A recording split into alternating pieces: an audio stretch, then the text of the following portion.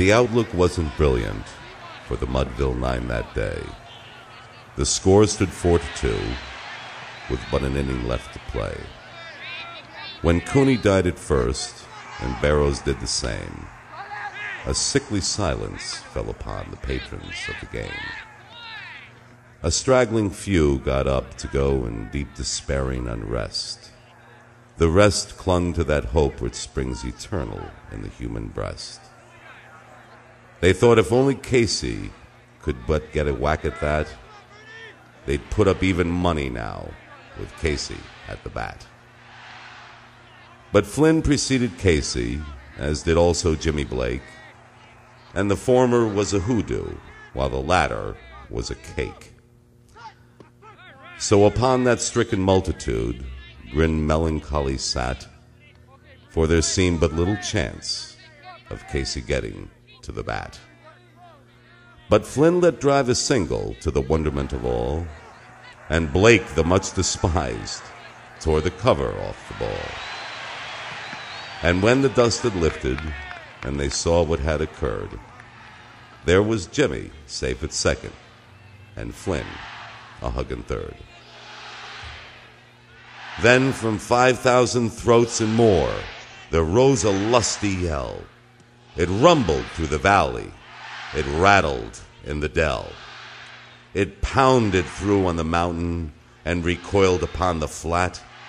For Casey, mighty Casey, was advancing to the bat.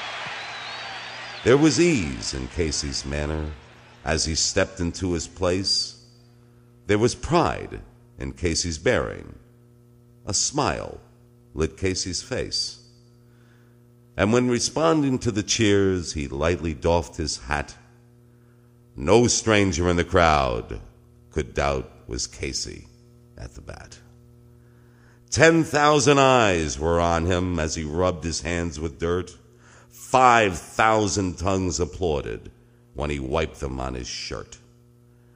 Then, when the writhing pitcher ground the ball into his hip, defiance flashed in Casey's eye. A sneer curled Casey's lip. And now the leather-covered sphere came hurtling through the air, and Casey stood a-watching it in haughty grandeur there. Close by the sturdy batsman, the ball unheeded sped. "That ain't my style," said Casey. "Strike one," the umpire said. From the benches, black with people, there went up a muffled roar, like the beating of the storm waves on a stern and distant shore. "Kill him! Kill the umpire!" shouted someone on the stand, and it's likely they'd have killed him had not Casey raised his hand. With a smile of Christian charity, great Casey's visage shone. He stilled the rising tumult. He bade the game go on. He signaled to the pitcher, and once more the dun sphere flew.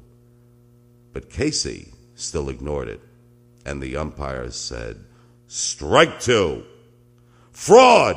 cried the maddening thousands, and echoed answered, "Fraud!" But one scornful look from Casey, and the audience was awed. They saw his face grow stern and cold. They saw his muscles strain, and they knew that Casey wouldn't let that ball go by again. The sneer had fled from Casey's lip. The teeth are clenched in hate. He pounds with cruel violence his bat upon the plate. And now the pitcher holds the ball, and now he lets it go. And so the air is shattered by the force of Casey's blow.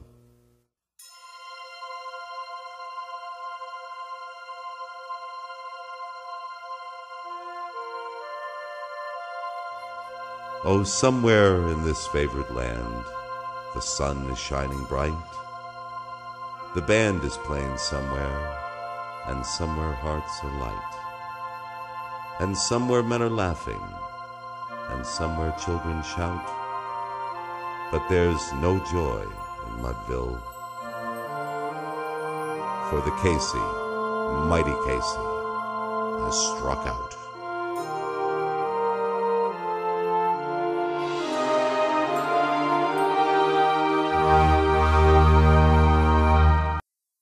My grandpa messed up a little on the ending. This is how I remember it. And so the air is shattered by the force of Casey's blow. Holy cow! That ball is out of here! A 3-run walk-off home run by the mighty Casey. Mudville wins! Mudville wins! Mudville wins!